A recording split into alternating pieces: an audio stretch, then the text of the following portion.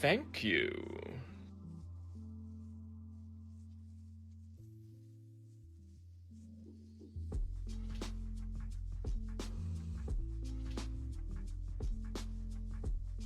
Hello, ladies and gentlemen. Welcome to the stream. I'm here live across all of the internet. Literally every single place that the internet possibly has available. YouTube, Facebook, Twitch. And we're talking about NPC Rivals today. We thought here in the last legs of the campaign that we'd do a little bit of a stream about the art, about how the game came to be, about the designs, about the actual game design, about everything, and about the history of NPC Rivals, how it came to be, all of those little bits and pieces as well. And I'm going to do that with, cutting to you now, me and Leo over here. Hello. How's it going?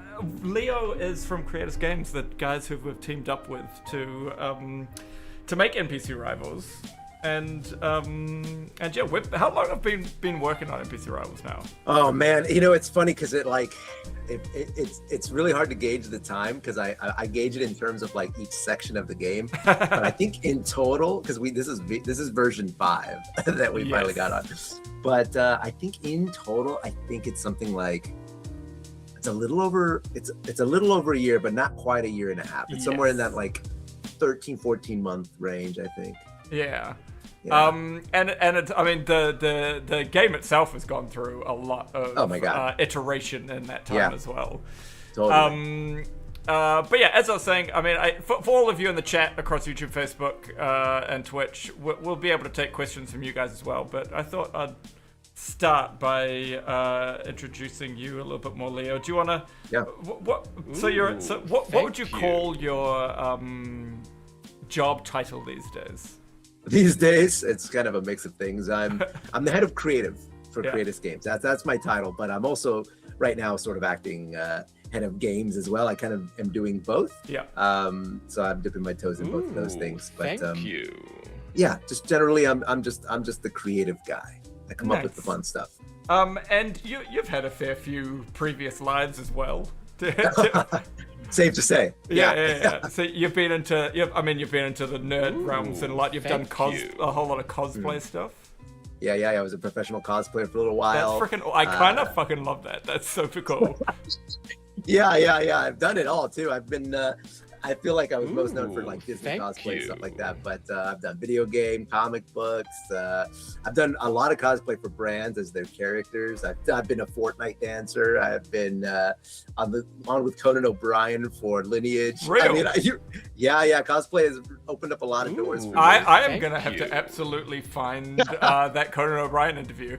Yeah, I was at TwitchCon. And he was on stage for Lineage 2, and he's interviewing me, and it's just so funny because I'm like this big knight in huge armor, he's like 40-pound massive suit of armor, and Conan O'Brien is just so tall. He's like towering over me, so it makes his Conan O'Brien like signature humor. It just makes it so much funnier because he's talking down to me while he does it. I've got a bunch of alerts coming in. Sorry, I'm just quickly figuring how to turn them off at the same time as interviewing you. Serendella, you don't have the ability to turn off alerts at the on your side, do you? I assume you don't, but if you do, that would be great. Because it's been so long I've set up my Twitch alerts. I don't know if I can do that. Otherwise, we'll just press on. The future is now. You got to keep up, man. Indeed. So yeah, I guess I should preface everything about this with we had an idea ages ago. I had an idea that I wanted, like, I was playing Monopoly Deal actually, and oh yeah, that's right. You mentioned that in the very first meeting. I was playing Monopoly Deal, and Monopoly Deal is a great game. It's a very, very easy card game version of Monopoly if you guys haven't played it. I kind of had the thought, what if instead of collecting properties like you do in Monopoly Deal, it is a card game where essentially your goal is to trade cards, use little actions to screw people over, use chance cards and all that to screw people over, and then collect 3 sets of properties, and that's the win condition of the game. And I was like, what? I actually didn't even know that at the time. It's so Yeah. funny that lines up so well with. I didn't even realize that. Yeah. And I was like, what if instead of the properties, it was quests, and what if instead of the chance cards and the what is it? What's in Monopoly? Chance and community chest. What if instead of chance and community chest, it was heroes and monsters and other bits and pieces, and you played as the NPCs and you had hero powers, kind of like in Hearthstone. And that was basically my idea. And I was just like, we come to you guys. And I was like, oh, that should be easy. Only 2 or 3 or 4 or 5 or 6 different ideas.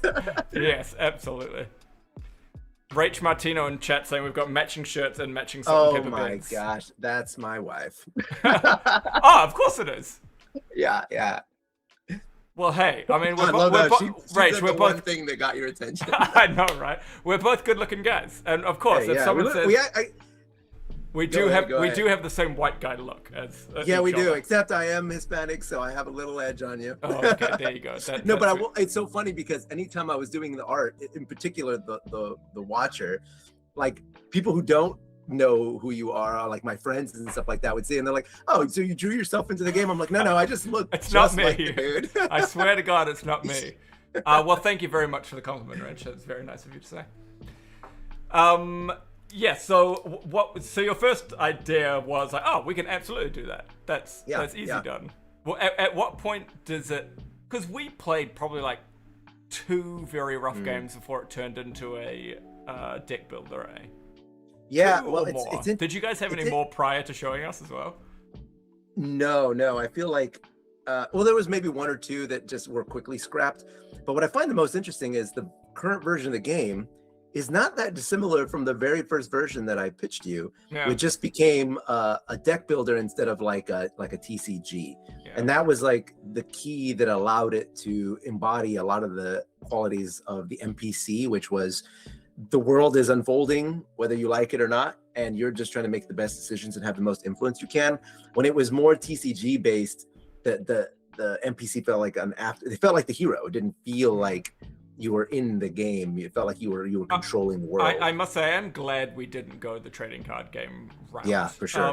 While obviously trading card games are very popular, they do have a bit of a stigma to them that they're basically cash cow games, where you just pump out as many things as you can.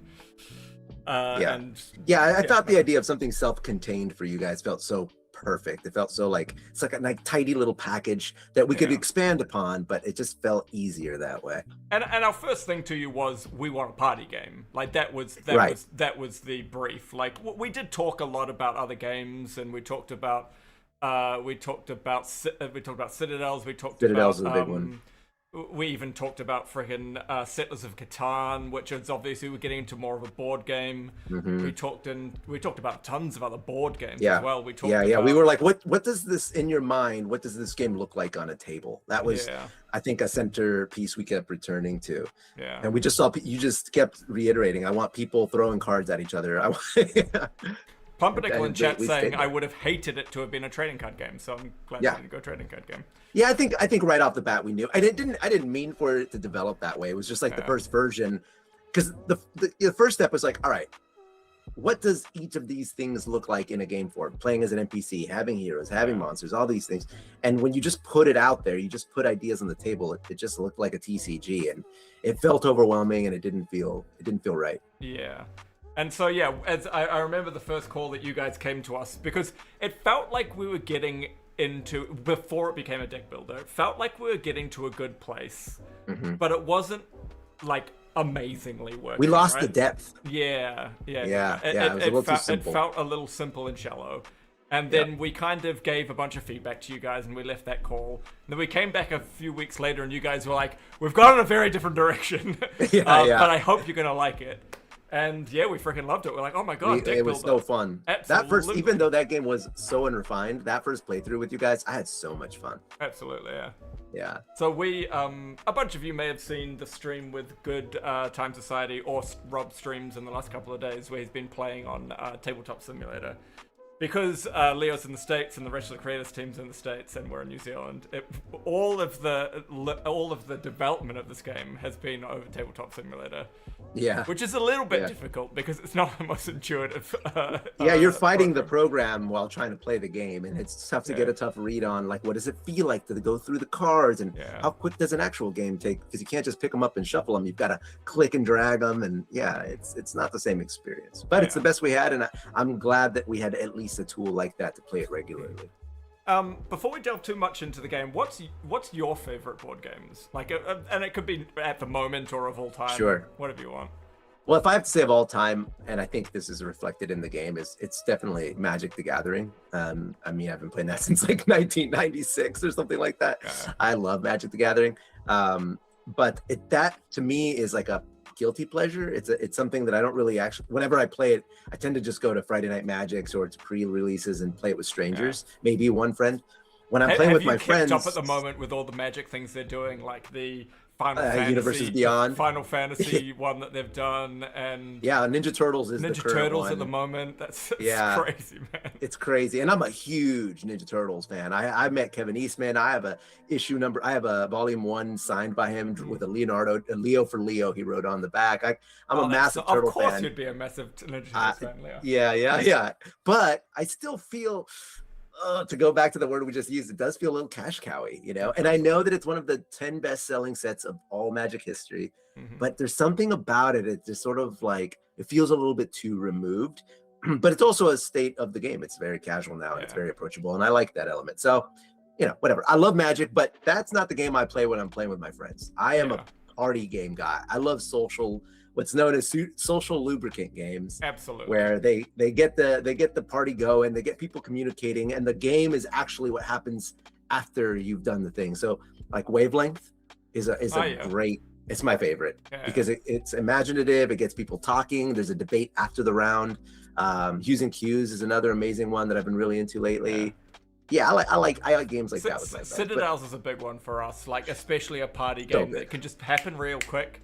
Have a quick couple of fun rounds, and that's it. Yeah. Like, I loved Galactic Encounters. That was one that actually inspired the NPC abilities for our game. Silver Line in chat saying, "Is Leo short for anything, or are you a true Leo?" So my name is very Spanish. My full name is Leonel, like Lionel, like Messi. Yeah. But it's Leonel Camacho. Oh wow. Okay. I assumed it might have been Leonardo, like the Ninja Turtle, but no. That's why I keep the Leo. That way it's ambiguous. I can be a Ninja Turtle. I had another question for you, and it's completely escaped me. It was about board games, and it's gone away. Oh yeah, are you a big fan of like the crunchy board games, like the ones that take 4 hours to learn and 8 hours to play? I don't know if my ADHD allows for that. I think that's like, here's the thing. I want to say that I'm into them. I love them conceptually. I love them from a design point. I love like the escapism that they provide, but that's just such a big commitment. And I never feel like I am willing to devote the time just to learn the game. And I don't really have that many friends that are that deep into them, or they buy them and then never play them. Like we set up a game night and it never happens. I show up and we never touch it. It's one of those kind of things, but I would love to like dive into Gloomhaven. I love D&D sessions. I've never played anything like Dune Imperium, but I actually want to play the original 1970s Dune board game. I think that would be really interesting. So we played Dune Imperium it's probably about a year and a half ago now, and it is insanely complex. Like it took us an entire boys' night just to learn how to play it, and then you never even got to play it. And we didn't get to play it. No, we just literally like 8 hours of learning how to play this board game, and then we came back the next week or 2 weeks later and actually got to play it. And it took like fucking genuinely like 8 hours to play. So yeah, you set a whole day aside, and you just like this. I mean, I feel like I used to do that with World of Warcraft. I would take my computer to my friend's house, and we would land, 12, 16, 20 hours straight, no sleep, Mountain Dew, just going. I'm sorry, the thing that distracted me earlier, by the way, is my cat has tried to get up onto my lap. What's your cat's name? And he's very cute. His name is Obi, as in Obi-Wan Kenobi. Obi-Wan Kenobi? Yeah. Obi-Wan Catnobi? We have another cat named Korra, as in the Avatar Korra. Legend of Korra. I love that. I think that that show is underrated. I think it is. I think seasons 1 and 3 are amazing. 2 and 4 struggle. I must say, like, if we're to turn back to NPC Rivals now, Legend of Korra and the Legend of Avatar, the Last Airbender, their art style has actually been super. Oh yeah, has been super impactful. Yeah, it was like it was a big influence. Yeah, like that was one of the references that we used. The mainly Legend of Korra was a little bit brighter and more defined. Yeah, and it had a little more comedy elements, like visible in expression, but still adult. Yeah. Silhouettes. Yeah, for sure. Yeah. And color, you're right. Yeah, so like there was before we got too deep into it, there was a lot of chat about art. I mean, we could, if you want, you could pull up your display screen, and we can. Yeah, which card do you want to see? Oh, let's start with. I mean, you had the Dragon Schmagenrog up, right? Yeah, we got that one up in my InDesign file here. Everyone gets to see the working stuff. I like the zoom in on my kitchen over there. I know. I clicked to the thing too early. We got to see a close up of your kitchen somehow. Yeah, there you go. When you're ready, you can open that up and we can have a look. Oh, it is open, is it not? I'm sorry. That's right. No, I forgot. I have to share the screen. I forgot. Are they real or is it a recorded video? We are real, Mohammed. We are live. So you guys can ask questions in a second. We look artificial, but we are real. We are live. Feel free to ask questions at any time, ladies and gentlemen. And, I'll do mainly questions at the end, but I might pick the odd one here and there for you guys as well. So first up, Dragon of Schmagenrog. I mean, I love this one. I mean, have you got all the cards available there? Yeah, this is the working. This is the working file. Of course, my InDesign is struggling. There we go. Yeah, this is the working file. So literally every card in the game is here. Because so we can look at all of it. Looking at some of them, like that, there is.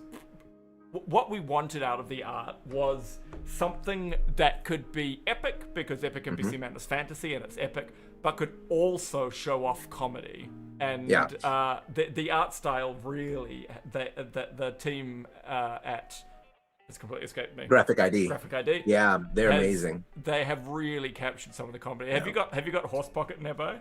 Yeah, Horse Pocket, one of the best ones. Yeah, it was one of those things where we looked for so many different styles. And we settled on we want the middle point between World of Warcraft and Legend of Korra. That was I think the magic ingredient there. But yeah, there's Horse Pocket. I just love like the eyes on the horse. Like there's just so much comedy happening there, and the comedy of like the reference that we gave for the pulling into the pocket was Jafar going like a Jafar, getting pulled in, and then we added the swirls. It's really interesting that no one will ever know all of the little steps that went into the card that got them to where they ended up being. Because you and mainly you and me, and to a lesser extent Rowan a little bit, will often like you're like trying to describe the pose you want. So you just take a photo of yourself and send that through. Well, once Alan did it for Poop McDinglefight as well, actually. Once it started. The first one I did it for was Muggers. And then I did it for like one or two other, and then you guys started getting in on the action, and then it started getting really funny. We need to put like a side by side at the end of all of the cards that had that. Because Horse Pocket's great. So, people in chat are just going, Horse Pocket, don't you mean T-Rex Pocket? Oh, that's right. The T-Rex pocket was so good. My one looked like a horse. Rowan had a T-Rex pocket, or a squished monstrosity pocket. We need to do like in one of the DLCs eventually. We have to do T-Rex pocket as a meta reference, but it's kind of like the troll mount, or the what is it, Devil Sword in WoW. Exactly. What else is a good one? I'm just going through all of my. Let's see. What's your favorites? Let's see. What are my favorites? The Muggers are great. They did a great job. Muggers is awesome. Bringing up the Muggers. Oh, before we even get to Muggers, this one's one of my favorites. Of course. The breastplate of Argon. Yeah. So, just like I love the idea of the chest hair popping through, and like you can even though the face is cut off, you can tell that's Rowan. And you can hear him saying, why don't you try it on now? Exactly. Yeah. And then which one did you say? You said Muggers, right? Muggers, Let's see if I can get to Muggers. Where are my boys? There they are. I do love you're kind of just hanging over the charisma ring just then as well. You don't have to go back to that it, one's but fun. It stands out so much whenever it gets drawn up. You just immediately go charisma ring. It's so fun. Like that. And it's like the funnest D20 roll I feel in the game. It has like such a fun, chaotic element. And I remember when we were designing it, we were like, what does it look like? And I threw out the idea of like, what if it has a peacock ring? Like, you're so charismatic, you're like a peacock. And they inscribed it in the ring, and it felt so good. It felt cool to see. It really pops. But yeah, then the muggers. One thing I like, and this is something we loved about our comic that we did a wee while back. The artist on that, as well as, not all the pieces of art look like us, but they look like the characters. And that's so important that, like, you look at these two and you immediately go, that's Charles and Bernard the Muggers, because it looks like the characters. But if you look closer, it doesn't really look like Ben and Rowan, necessarily. No. The idea, we talked about this, you and I talked about this right at the beginning. It was to capture their personality and not necessarily capture y'all's likeness. Because we don't want every character to look the same. But it is a testament to how well you play the characters that they all feel so completely different from each other, even though you're looking at the same person physically. It's just transformative is the word I would use. Phoenix in chat is saying, how close are you to finished artwork? Probably still a distance away. We've got 80% of the base game now, would you say? I would say we have at least the sketch art for every single card in the base game. I think we're missing colors on about 10 cards total. So we're pretty far along, but pretty close. But we haven't done any of the stretch goal cards yet. So we have two. We can show them one. Oh yeah, we could do. Yeah. Let's see the newest edition here. Benjamin Bandolier. Yes. He's great cool as well. That's he's gonna have that blue hood up as well. Speaking of stretch goals, though, today has been freaking rocketing because of two things: because of the Mythic tier, and because of the D&D expansion. People, I love all the theory crafting around what characters we've decided to use from D&D. Oh man, it's crazy that like you guys have so many options that people might not know.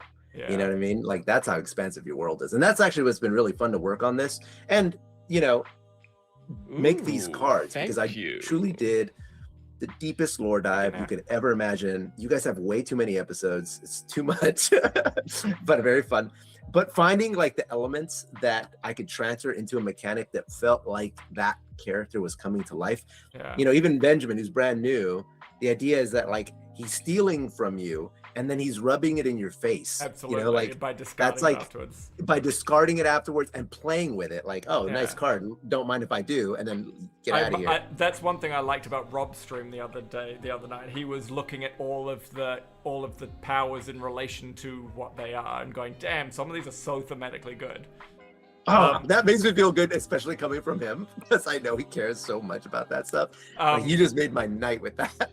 Been there, done the thing in chat saying, I am very worried about the Dragon art. Gotta keep it kid friendly. I gotta tell you, putting up the references for that was a journey on its own. Did you clean your cache in your computer? Several times. I actually did it with a proxy. You guys are so lucky that you're getting the Dragon card now. Wait, we've hit that goal, haven't we? So where are we? I'm gonna quickly. You can keep what you've got, but I'm going to go over to our full screen. I'll go. Where are we? There we go. Oh, no, it's not you. It's a little card. Never mind. I'm going to go up to I can put it over here if you want to see. I have a million tabs. But you do? There you go. Let's do that. Boom. Let's see where we at. Whoop. We are at 1,170,000. So we are close to the next batch over here. So we've got the what if you scroll up a tiny bit, we've got Sandra. Uwu's unlocked. I'm not only am I looking, I mean, I know this conversation started about Uwu, the art for Uwu, but I'm looking forward to the art for Sandra as well. I'm dying for that. And also, Lakothek is going to be so cool because he's so different from all the other monsters in the game. Absolutely. And I was always like striving to find the most unique things. That's how Steve ended up in the game. Is I wanted like visual differences and like kooky monsters, and that's why I love that What's It is a hero, because he really shakes up the hero cards, and he's so different looking, and I can make him like small value but have an interesting impact. Was anyone in chat guessing that it was going to be Whatsit as the third hero? I think everyone got that it was Jeff and Sir Gareth Dickbury. They knew that. The hat, I mean, Jeff's hat gets it away immediately. Yeah. Looking forward to Gareth, says Conishan. Very good. Yeah, I've got to make him, and I got to figure out how to. I think he's going to be a roll D20 because you just don't know what you're going to get from that guy. Exactly. You're either going to get someone super noble and powerful, or someone who's an absolute idiot and ruins. Yeah, exactly. Yeah. So maybe that's a good idea. Maybe he's a roll one. I saw some. Yeah, I was thinking. I was thinking Watson could maybe have something that interacts when you play another hero, since he's kind of like a sidekick. Yeah. So that could be actually, a fun. That's a good idea. Yeah. Like you can pull Whatsit out of your discard if you yeah, like he can join you, or something like that could be kind of interesting. Yeah, well, that's really neat. I didn't even think about that. I like that. Yeah. Jeff's, I know for sure, is a roll 20. And well, at least so far, because like you said, he's like the world's greatest adventurer. But like, what does that mean? Yeah. And I was trying to think about ways to apply that in an interesting way that didn't feel overpowered, but felt like anything could happen with this guy. He's an illusion, you know? Yeah. So I've actually written some, I obviously need to tweak it, but I've got some interesting powers for him, and Lackothic too, by the way. Someone saying, you guys better have Poppy. Well, I don't know, maybe. Gotta keep an eye on stretch goals. Gotta keep an eye on those stretch goals. Don't know. I can't say. I'm under NDA. I mean, hey, there's still a few more D&D stretch goals to come for the D&D DLC. I'm wondering from the chat, like, who is like the character I'm sure you'll get like a million answers here, but who was the character that everyone was the most excited to kind of see in the game, if they've seen him so far? Because I'm sure not every piece of art has been revealed, so there's still some secrets. Phoenix saying, are we getting Bob for main character? Yes, Bob was unlocked about 2 stretch goals ago. He is now a playable NPC character. People saying Poppy, Bob, Eugene. Good, we've got all those. Ajo saying, I want Conral. Interesting. Oh. I want some Conral art. Well, you've done some Conral art, haven't you, Ajo? So. Oh, there you go. No wonder. Bias. Already. All I wanted was Jeff and Sandra. Well, hey, look, you got those. Yeah, I'm thinking Sandra has something to do with heroes as well, like a monster card that gets triggered by heroes, since they tend to be associated with her quite often, it seems. But how many stretch goals are planned before you guys scramble for new ones? I mean, all of these ones that we've got now have been planned since the beginning. But we might need a scramble for some. It's moving pretty fast at the moment. Yeah, it's so funny being on the back end of a Kickstarter, because you can have the clearest idea in the world, and then once it starts rolling and the comments are coming in and the community starts chiming in, It completely shifts your entire perspective on things, and you're just like, oh my god, we gotta figure something else out. So what is your favorite card then, do you think? And actually, I'll ask twice. What's your favorite card in terms of ability first? What do you think is your favorite ability? Because I have one already. If you want to think, my favorite is Steve. This is my favorite card. Okay, there you go. For every monster card you play, draw an additional card at the end of your turn. Oh yeah. I love the art. I think it's so fun. I think adding the emojis into the flames was such a fun thing, and turning like what was basically just a regular sort of broadsword in your video into something with a lot of personality. Also, one of my favorite game covers is The Legend of Zelda 2. Yes. And like just having a cool magical sword with Bejeweled was very fun. Yeah. And then the idea that it's like you're slaying monsters, and so you get their souls at the end of the round. That theming just feels so satisfying. The WB woman saying you need to do a Tech Town expansion. Maybe one day we do a full Tech Town expansion. Who knows?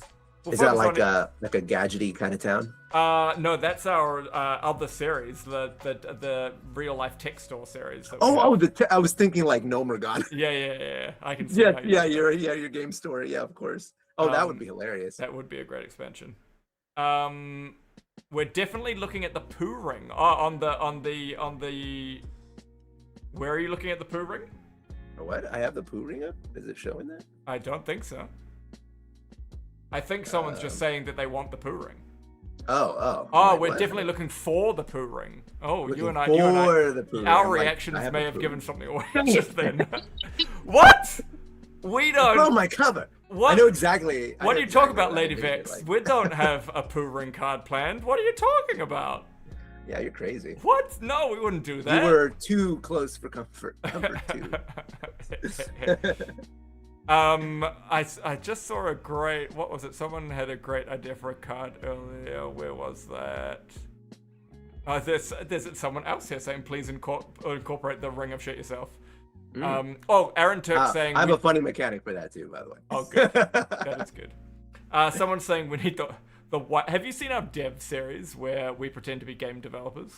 No, I haven't seen that one.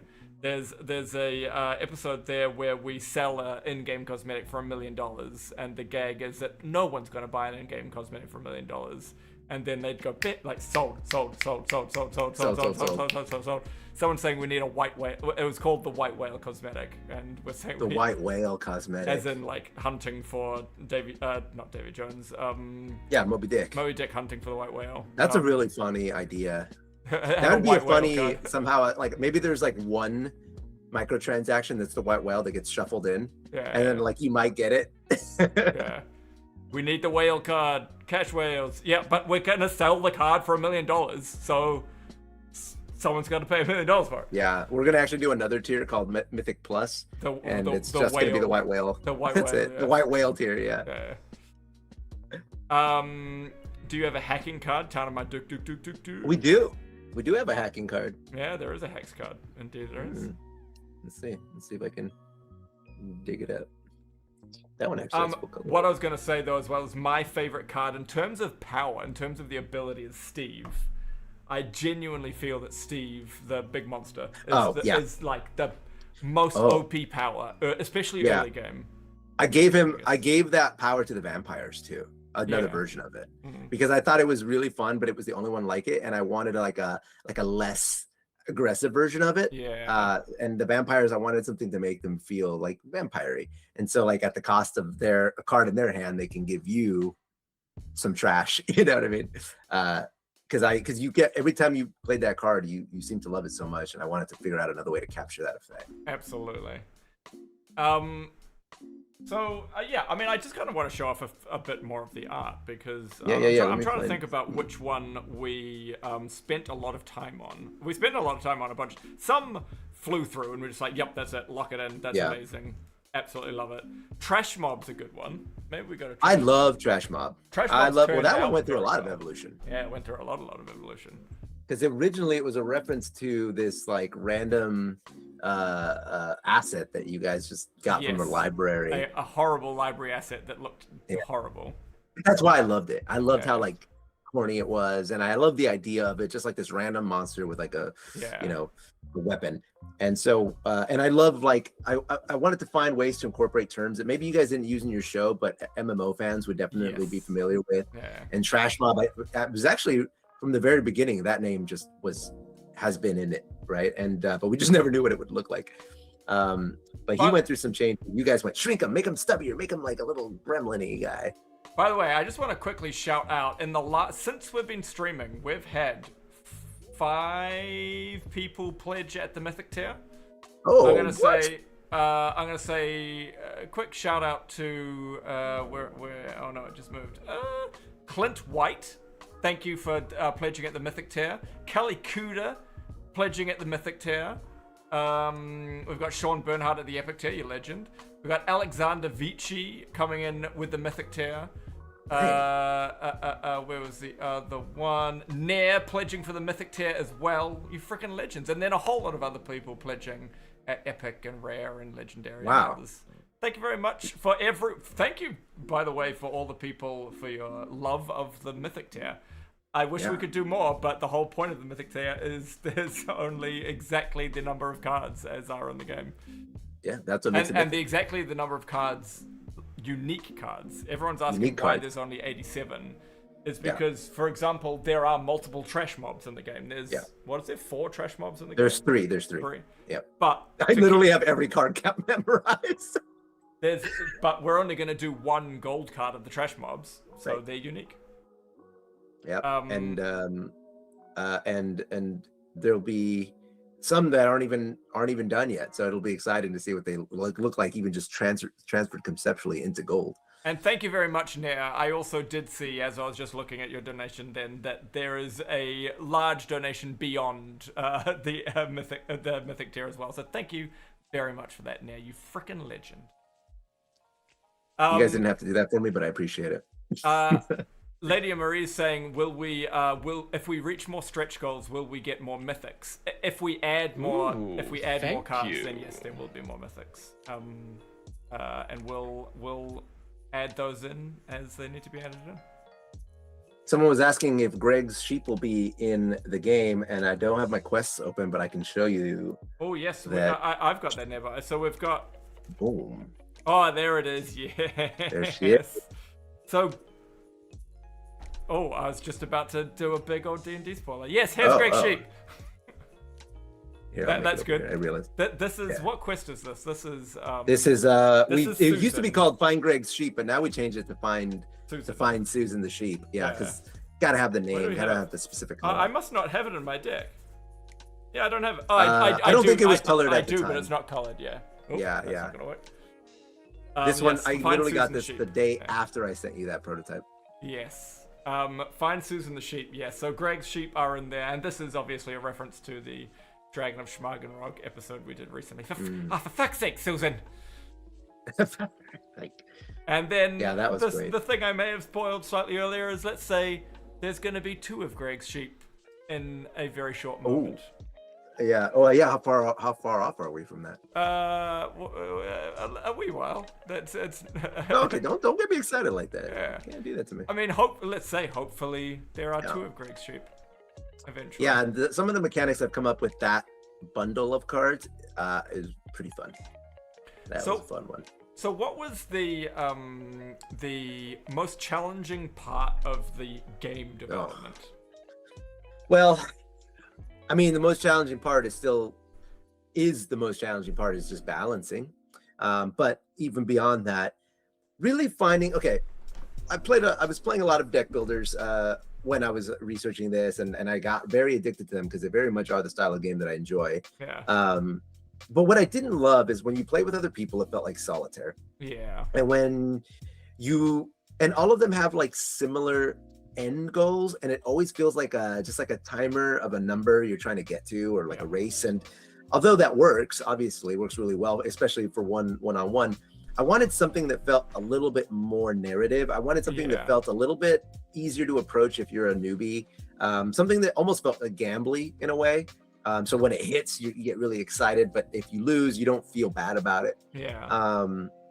And so like really forming out the idea of how to complete the quest, which even before this call, we were talking about some new ideas that we want to integrate to make that even a more seamless experience and more thematic. That has been the hardest one to really kind of balance out. And the answer kind of came back to giving the cards abilities that are not just thematic, but lean into the goal of the game. It's not just they do a cool thing, it's they do a cool thing in favor of winning. They do a cool thing. The good thing is the goal of the game is also very thematic. The goal of the game is to complete quests. And as an NPC, your life goal, your life mission, your life force is to complete quests no matter what. But the world is moving around you in a way that you can't control as an NPC. And I didn't want to lose that. I wanted to make sure that it felt like you're doing your part as best you can and giving heroes what they need, but they're going to do what they want to do. It's just the way that they're programmed. And then, yes, there's people saying in chat as well, Rave Monkey, is there ways to backstab or sabotage other players? That's one of the things I love, is there's so many attack cards, block cards, roles that you can do to screw over other people. One of the stories that I absolutely love is when we first got some physical cards in our hands at the studio, we decided to play with a bunch of the crew around, and we played with Ash and Tara, who aren't massive card game people. The great thing is they picked up the game really quickly and really easily, which was a big tick immediately for NPC Rivals. But within about 20 minutes, the rivalry truly began, and there was shouting across the table. I love it when you can target a player and then like just, even if it seems like you're the logical choice. It doesn't matter. It ignites a flame that cannot be extinguished. Like you just have to go back at them. It's the best feeling. Absolutely. And like even like when I was playing with Becca and Iffy in the Good Time Society, I was like, okay, interesting, right? We've got a blood feud now, and they immediately got the gag as well. It's like, yeah, okay, blood feud, great. Blood feud, great. Maybe Blood that's feud. a card. Yeah. Well, in one of the upcoming cards, I've added a mechanic that isn't present in any of the other cards, and that is giving a card to an opponent. Not throwing away a card at an opponent, like buying a card to give to an opponent. And I think that will make some interesting rivalries for sure. Rob is completely addicted, says been there, done the thing. That is another been there, done the thing. That's something that I'm really happy about. So we've had we've had all of our crew play, and I mean, our crew have absolutely no reason to lie to us about whether or not they enjoy something or not. And people whose opinion I respect a lot, like Rob and Ben and a friend of ours, Mike Glasswell, who's Spidey and Zed, all very well versed in card games, board games, video games. And to have them play their first game and then go, ouch, itch. Yeah, I want to play another one now. Oh God. That's I love it. That's good. We did a play test in LA with a bunch of gaming tabletop gaming content creators, and it was the same thing. They were there as what they perceived to be a media event, but afterwards they were like, oh, let's just skip lunch, let's play another round. Let's keep going. And it was so satisfying to hear that. And I've had friends play and they love it, and they'll text me the next day like, hey, you got any time this week? Can we play another round? That was really fun. Because it really does kind of stick with you. You think about it, you're like, oh, I should have done this differently, or oh, maybe next time I could try that. And it's very fun because every game is so unique and completely different from the last. Absolutely. And also, it's just so fun just to sit there and look at the art. Like you've got the cards in your hand, and you always notice something new on one of the cards. It's so much fun. Like there's so much little detail. That's part of what I wanted as well, is just to, like, the cards pop in your hands and pop on the table, and it's just so fun just to be looking at them, and it really gives a vibe to the game as well. I mean, isn't that why these games are so fun? Like, even Pokemon, people aren't even necessarily playing it more than they're buying it. They're just buying it because the cards are cool and they're collectible. And same with Magic the Gathering. Like, the whole reason I got into that game was because I thought the artwork was beautiful, and it was really like manifesting this fantasy world that I could easily slip into. And then if I chose to take it even further and play it, I could. But just on its own, it's just they're so nice to hold and look at. I don't know. Can't explain it. I think it may have been your wife again, actually, in chat saying the Necromancer card is her favorite. Oh yeah, it's her favorite because it looks exactly like her. We always joke that I look like the Watcher and she looks like the Necromancer, so we always make them kiss. Smooch, smooch. A little smoochy smooch. Yeah. But, do you want to bring up the Necromancer? Have you got that? Yeah. I'll show you that one. While Leo's bringing up a Necromancer card, if you guys have got any, we'll probably only go for another 10 minutes or so. If you guys have got any questions, fire them in chat. Otherwise, we probably should have been saying this the entire time. I mean, it's above us, but head out to npcrivals.com if you want to support the game. A bunch of updates we've got is we've released the Mythic tier earlier today, and it's almost gone already. But it has opened a whole lot of Legendary slots. The Legendary had previously sold out, but a bunch of those that's true. I guess I didn't even think about that. A bunch of those people jumped up to Mythic. So if you had missed out on a Legendary tier, that's there for you. Another update we need to do is a lot of people have been asking. So there's kind of two things. A lot of people have been saying, we want to be able to have a second set. One that we can play with and one we can hide away. And we have achieved that for you guys in two ways. One is the Mythic tier, where you can have a freaking amazing one that will hopefully in the future be worth lots of money. And you can put that holo deck away and never touch it. But also, we are in the post-campaign, you are going to be able to buy as many sets as you like of either just the common base box or the deluxe box, which comes with all of the everythings. So a couple of announcements there. An add-on extra deck, exactly. In the post-campaign, you'll be able to buy as many extras as you like, as long as you have pledged at some tier. So even if you just want to put your thumb on maybe for now by just going at the common tier, then you'll be able to buy anything and everything. in the post campaign.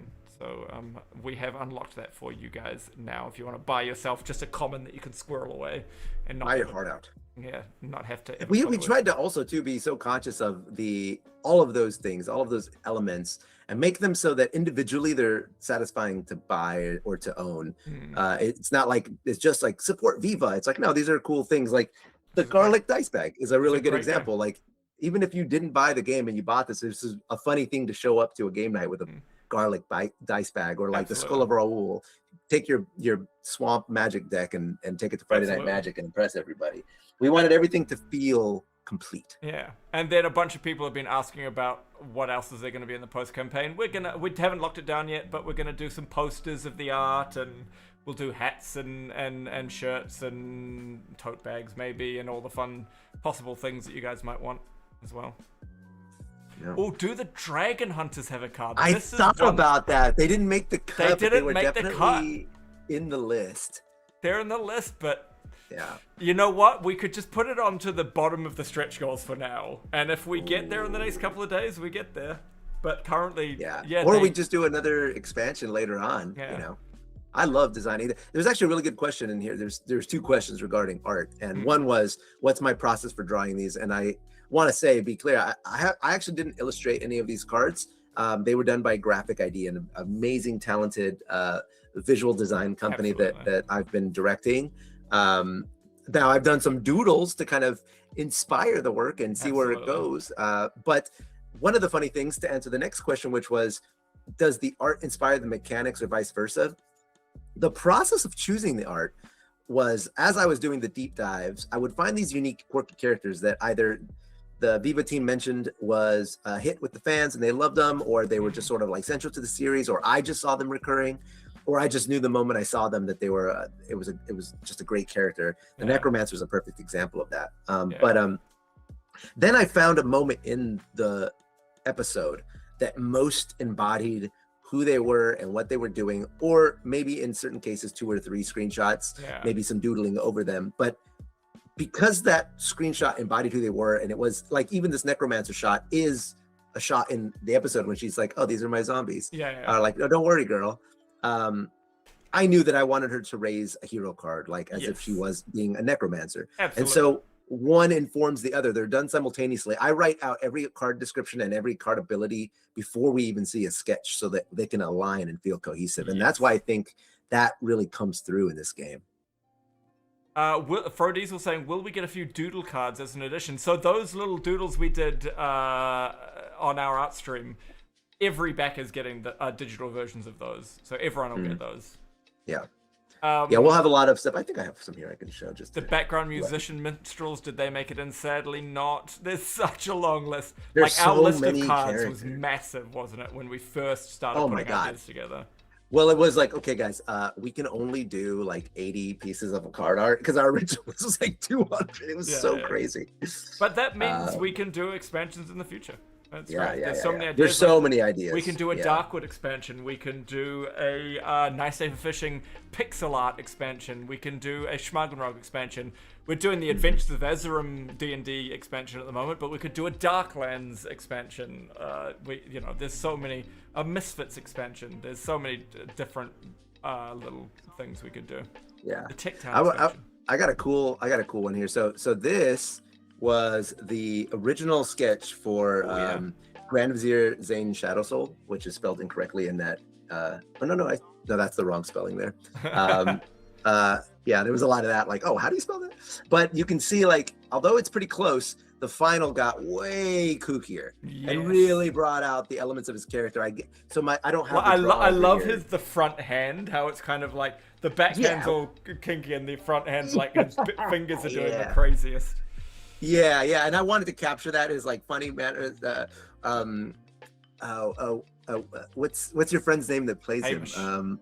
Hamish. He's my favorite. He is my favorite of all you guys. He's so funny.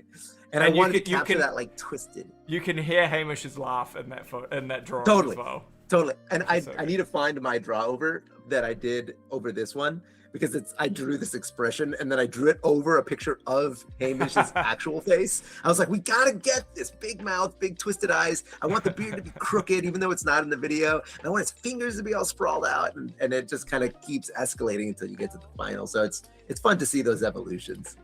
Someone asking if there were any Matty Holmes saying over there, any super random obscure ones that you loved and able to work in.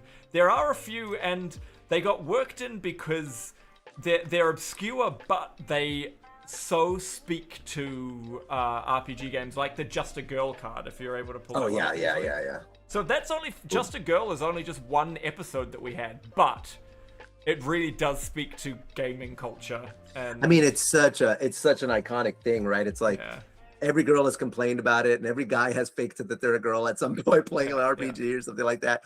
And it's just like that experience. Exactly. And I've tried to work that into the mechanic too, where like she can block forever. You never have to discard her because they're just throwing stuff at her, you know? Yes.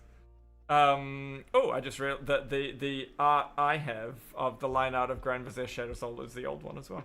It's the old one, yeah. What else was there? There are a few, like the vampires. I know it's a well-loved episode, but it's a very deep cut as well. The vampires are only in one episode.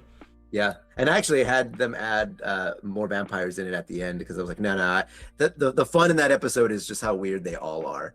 You know, sitting around that table being weird, and but there's a lot like I'm trying to think of some other good one. Oh, here's the best reference of all. Let's see if the chat can get this one. Oh yes. It's not even Viva themed, but it's in there for the real ones. That was something we went around and around and around in the buff and debuff cards. And I was like, guys, the most famous buff of all time, even if you guys aren't fans of it. Yeah, there we go. Was it PJ Donnell? PJ Donnell got it. Yeah. Good work. Instantly. Good work. If there's any other questions, ladies and gentlemen, let us know. We'll probably go for another 5 minutes or so, and then we'll wrap it up. I will die for a Pimp Greg card. So that's another one, Silverline. See, I know you guys always keep talking about that one. We could do a hardcore mode expansion where you get Pimp Greg, Drug Dealer Eugene, a Flash. It would have to be R18 possibly and not kid friendly. Flasher Rowan. Flasher Rowan. Hobag Hamish, Hobag Fred, I guess. Yeah. As all of the NPCs, and then do the hardcore mode of all of the cards. You know what? The hero. Oh, he's not a hero. He's an NPC. But I wanted to. Oh, actually, you know what? No spoilers. I'm not going to say anything because I found a way to work him in. So I just remembered. He's just a card that you haven't seen yet. So it just exists as a description. But I'm trying to fit those in where I can. Any of those references where I can. There's also. Like, there's a bunch of characters that we didn't get into, like the hero cards and the monsters and the props and that kind of stuff. But we still did get into the quest cards. For example, you might be able to do it better than me, but Solve the Obvious Murder has Dingledork on it. Yeah. Oh my God, this card. This had a lot of work done to it. Jesus Christ. It's like probably more than any other card. Any other card. Yeah, by far. It's not even close. This card went through so many iterations because we had to get his look right. Originally, there was the murderer was in the room trying to like act nonchalant, and he had his daughter, and this has gone through so many variations to get it where it is. But I feel like we nailed it. I mean, it looks just. It looks so good. It looks so good. He could be a hero on his own. Right now, he's a quest, but. Yeah, I mean, Dingledork is technically a hero. We didn't do him as a hero card. We did him as a quest card, but we could absolutely add him as a hero card. Yeah. And Ajo nailed mine, by the way. They guessed the one that I was talking about. I just want to give a shout out. Oh, they did? Wait. Oh, yes. Yeah. I found a way to sneak them in. Oh, good. Good. I won't read it out because I don't want to spoil things. Yeah, let people do Can you go to Deliver the Letter? Deliver the Letter, yeah. Because like even like this is a random deep cut from real early days, but like when so funny though. Like I think it might be a first season episode or second season where it's just Greg gets a little quest of deliver a letter, and then he looks and it's just me going hello. It's the randomest little one, but hey. But it's so true. Like I know those they're just meant for you to kind of explore new areas and stuff like that, and ultimately the letters are so meaningless. And I don't know that one, and I wanted to really go all the way back. I didn't want it to just be like, if you're a recent fan, I wanted to reward fans that have been following you guys forever. Yes. Could you go to Mines of Murgol? Yeah, that's my personal favorite piece of art. This is so good. So we've got this one thing. I mean, I know Brit's in the Necromancer card and a couple of others, but Brit front and center as the adventurer, and then there's so many things about Epic NPC, man, that like we struggle to do in skits like Murgol's because we just can't do it easily. Yeah. Well, that was my favorite one to write the prompt for, because I just love how weird they are. Absolutely, yeah. Little, this like, one was horrible fun fish monster thing. Oh yeah, and then the herbalist as well. He's so good, and we just kept adding more. We're like, how about also a unicorn? How about also a spectral hawk? He's like making him cooler and cooler. He's got to be as cool as fuck. Yeah, and I needed to make his card like, wow, that's really cheap for being how strong he is. Like, I wanted it to even have that. Yeah, it was fun to capture all of these elements and also come up with new elements. Like, what does a microtransaction, how do we quantify that beyond just like a chest box? And we added the $ and we added the roulette because that's what it feels like, and it just elevated it. But it is the same color as the graphics that you guys use in the overlay on that episode. Yes. So that's very, there's rewards even down to that level of detail. Any last questions? Otherwise, we'll wrap it up there, ladies and gentlemen. Episode Shadow Letter. I'll leave your favorite on the screen while we do that. This and then this one as well. Yeah, it's called Escort Quest, but it's obviously Balin's Route. So good. Absolutely. I mean, we can call it Balin's Route if you'd like. I just thought Escort Quest was like a funny way. Escort Quest. It's good. Yeah, it's almost like you're diminishing how epic that quest was. Yeah, absolutely. I mean, Balin's Route is just a escort quest at the end of the day. Escort Quest, obviously the movie is much more than that, or the story rather is much more than that. Will you consider making the card sleeves opaque to future-proof expansions with the color mismatch? I'm not quite sure what you mean by that, the Quark. The sleeves themselves are opaque, actually. You can see right through them. Yeah, they are opaque. Can you delve into the microtransaction stuff a little? What would you like to know about the microtransactions? Will all these rough draft cards be available for auction or purchase in the future? All the physical ones that we've had so far? We are thinking of going a bunch of ways, so yes. Probably not for purchase, but we might give away a few in the future. Hey, Mark, thank you for the super chat.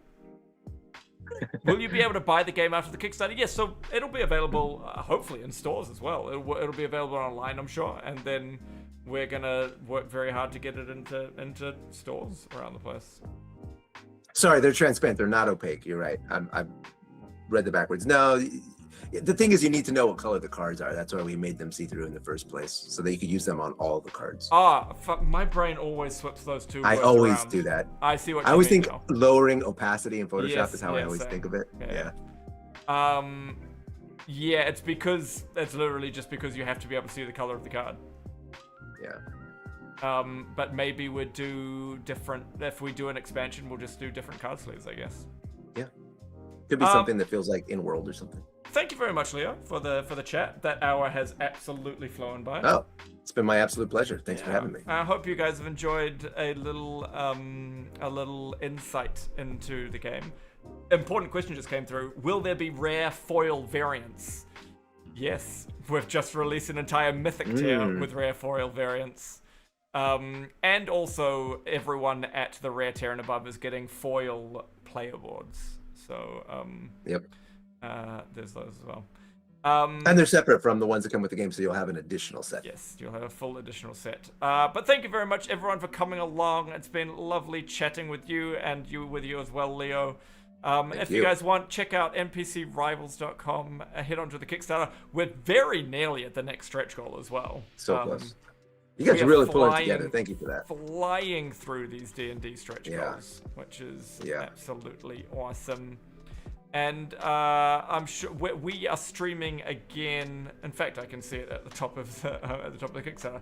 We are streaming again for our countdown stream. We're going to be going for 3 hours to count down the last 3 hours of the Kickstarter campaign. Oh my gosh, that starts at 9 a.m. New Zealand time. That would be 12 p.m. PST. And Yes. I'm sorry, you'll have to figure out what time that is around the rest of the world. 9 a.m. New Zealand time, March the 6th, 12 p.m. midday on March the 5th, and elsewhere all around the world. So check that out where you are. Hang out with us for the last 3 hours of the campaign as we celebrate and showcase a whole lot of things.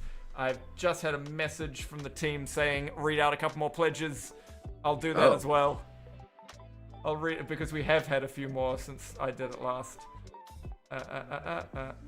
Yeah, thank you for everyone for being so active on this campaign. It means a lot to us. Like, so much work has gone into this, and obviously a lot of love. And I really want to emphasize this because I feel like this can kind of get lost in these sorts of things. The Viva team has been so hands-on this entire process. It has not been like, go make us a game. Like, they have been integral in every last bit, verifying every reference, like going over every piece of art, input. And it has been a pleasure to work with someone who's so, like, you guys care about your brand so much, you care about your fans so much, and it's been really cool. It's been an honor to work on this. Because we want these guys to get a freaking awesome game. Yeah, now buy the Mythic tier. Yeah, buy the Mythic tier. Here you go. We had Lindsay Burkhoff, Alder D, and Austin Mize all at the Epic tier. We had Nathan Haynes go from Legendary all the way up to Mythic. We had Zach Schaefer do the exact same thing, go up to Mythic. We've got Jennifer Douglas at the Epic tier. We've got Philip at the Epic tier. We've got Sean doing the exact same thing. Dang. We've got Jodie Johnson at the Epic tier as well. We've got Christine Jones at the Epic tier. Justin Gardner also threw down for the Mythic tier as well. There can't be many Mythic tiers bloody left. Man, that's crazy. We got Nicholas Lowry and Michael as well, also at the Epic tier. Everybody's showing up. There must be... Lol, we've got 69 at the Mythic tier currently. Nice. Get that one. And only 17 Mythic left, but as I said earlier, that has opened up a bunch of Legendary if you were missing out on Legendary. So check out NPCRivals.com. Please donate to the Kickstarter. Get yourself the freaking awesome card game. And we'll see you on the next stream for the countdown. Bye, guys.